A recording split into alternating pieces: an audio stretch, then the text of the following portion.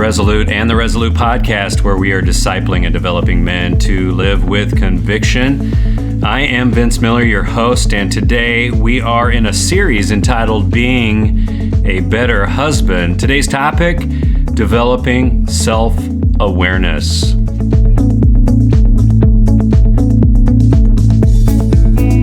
Men, welcome back to the program. If this is your first time tuning in, then thank you so much for joining us.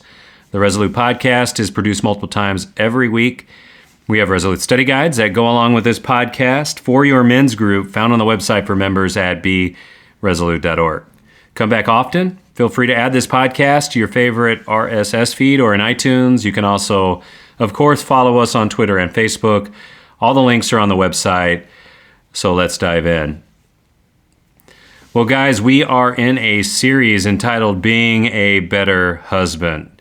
And over the course of the next few episodes, Keith, TerHaar, and I will be sharing together how we have sharpened our skills as men in our marriage. You know, there's a couple of reasons why Keith and I ventured off into doing this. First, we have been working with men in marriages for the last 20 years or more. Keith has been a professional licensed marriage counselor, and I have counseled men pastorally for, well, maybe a combined 40 years, Keith. Because we both work with men, we often get together and share stories on how men are handling issues in their marriage and life. And sometimes they handle them well, and sometimes not so well. Another reason that we decided to do this is Keith and I have often sat together and by nature talk about our marriage. And we don't talk about it in a condescending way toward our spouse. We talk about it in a very honoring and edifying spirit toward our wives. And because of this, we have really grown in an understanding of how to lead and serve our wives more effectively, actually. And it has been awesome. And we just thought, well, why don't we share with you the things that we've discussed so that you can learn how to handle those things better. So, Keith, thanks for being with us today. Great to be here. Well, we're looking at the topic, developing self-awareness as husbands. Now, Keith, I remember a while back, you said it all begins here, because really change begins with me, not with her, right? Right. And we have to remember in a marriage that really the only person that we can change is ourselves. And so by looking at ourselves as men today, we could really bring about significant change in leadership in our marriage if we developed self-awareness. Now, Keith, I'm going to tee this up for you, but you know, how do we develop the muscle of self-awareness in our marriage as men? How do we do that? Right. Well, I love that you use the word muscle because I think it is developing and growing something that we want to be bigger and better than it is. You know, let's face it, most of us are not always real self-aware. We don't take the time to slow down and think about how we're doing and look at ourselves and think about how our marriages are going. And people don't ask that very often. So I like to use the term, you know, where is your red dot? And it's a reference to the maps that we've all seen, right? Where we look at this big map, trying to figure out where are we? And it says, here is you. And there's a red dot there. So the exercise of looking at our lives, but especially our marriages and saying, where am I right now in this? You know, how am I doing? What's my attitude toward my wife? Am I starting to feel some resentment? Am I pulling away from her in some way? Those things are often happening and we don't even realize it. You know what I mean? Yeah, so here's what I hear you saying is, first off, I don't hear you saying we actually have to go to the gym, but we have to go to the gym in our mind, right? And we're trying to develop new muscles on how we think. And where that begins is with mapping who we are.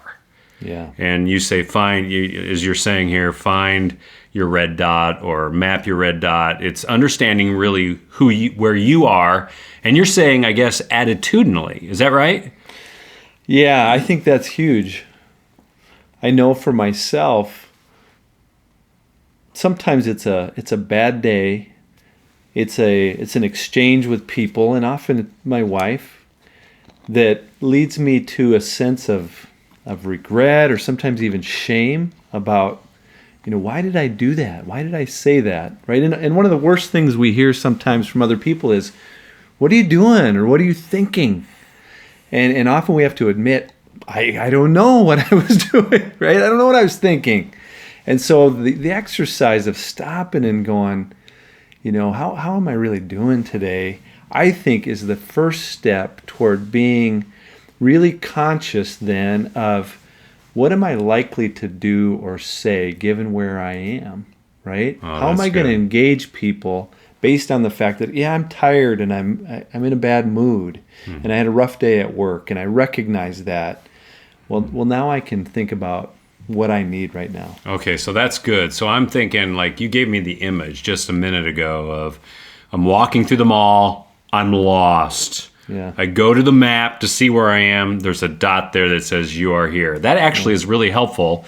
But you're suggesting that we do that in relationship to our wives, in our marriage, that I try to understand where I'm at so that I can have healthy interactions with my spouse. And that just helps us to do something. But I also heard you say that often we are just way too busy and we don't take time to stop and really assess where we're at before we explode or vomit or whatever it might be, lay waste to everybody around us when we're making our way home. Because it seems like to me that there's a lot of things that happen in our workplace, and a lot of us are going to work during the day, understand that. But then we come home without ever checking where we're at attitudinally, mapping our attitude, developing some sense of self-awareness, and then entering into that with some bearing, some awareness, some readiness to serve and lead. And because we're just too busy as men, often we just eviscerate everybody in our home, unfortunately, right? I'm assuming you've probably done that before.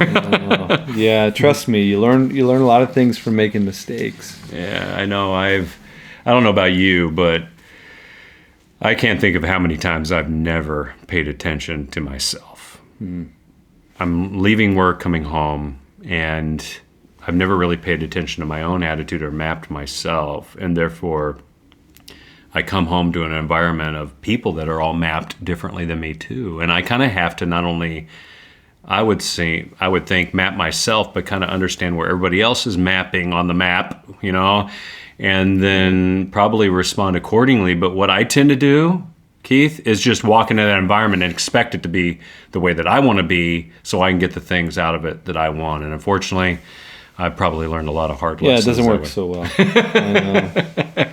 You've probably been there too. This makes me think of a text from Galatians chapter 5, verses 16 through 20. It reads, "But I say, walk by the Spirit, and you will not gratify the desires of the flesh. For the desires of the flesh are against the Spirit, and the desires of the Spirit are against the flesh.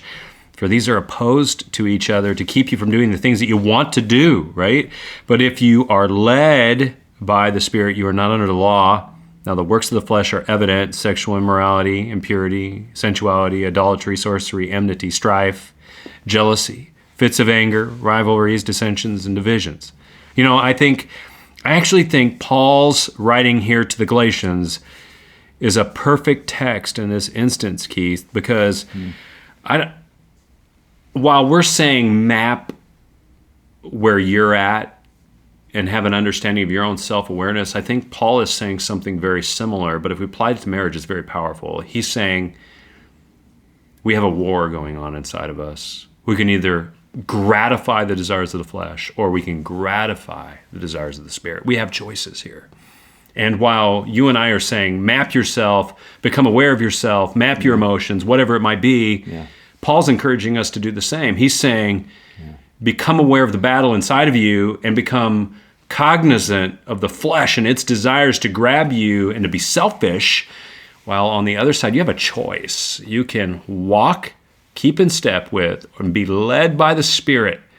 And all you got to do is make a conscious decision every time you enter into your marriage, to map your own attitude, to map yourself, become aware of who you are in relationship to other people. And man, we might have a little bit more peaceful environment at home sometimes. I think we would. And we might be able to lead better. So Keith, let's get really practical with the guys today. I mean, what could be a really good call to action here for these guys? Yeah, I like thinking that way. So, sometimes when I'm driving home, I'll take a minute, I'll turn off the radio, because sometimes that's our first instinct, and it's just noise, whether it's music or talk radio.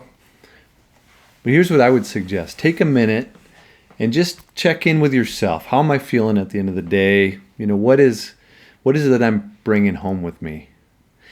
And as well as thinking about your wife and maybe what her day has been like.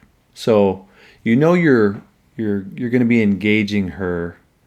And I think if you know where you're coming from and you think about where she's coming from, you have a way better chance of really engaging her in the way you'd like to. Those first few minutes when you come in the door kind of set the tone for the evening.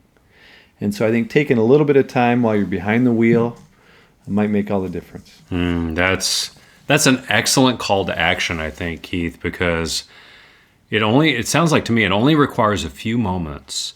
And I know when I'm in the mall and I feel lost, I hate that feeling. When I'm running around Disney World and I don't know where I'm at, I have to map where I'm at. And just the confidence of understanding that here's where I'm at, here's where she's at, makes me feel better right now. And so I think your invitation to do that is powerful. Well, guys, that's the show. Thanks for listening. I hope that you enjoyed this time today, and I hope too it benefits your marriage. And I am praying that you'll take up that challenge today to do exactly what Keith asked you to do. Just continue battling against the flesh in your marriage. Take some time to reflect and map where you're at and your spouse is at. And guys, if you enjoyed our program, we hope that you'll pass this along to other men that you know. There's got to be a guy out there who needs help in his marriage. Just head to our website, beresolute.org, for the Resolute app, or you can just share this feed with them. So guys, I love you. Get off the bench, get into the game, and join us next time for another edition of the Resolute Podcast.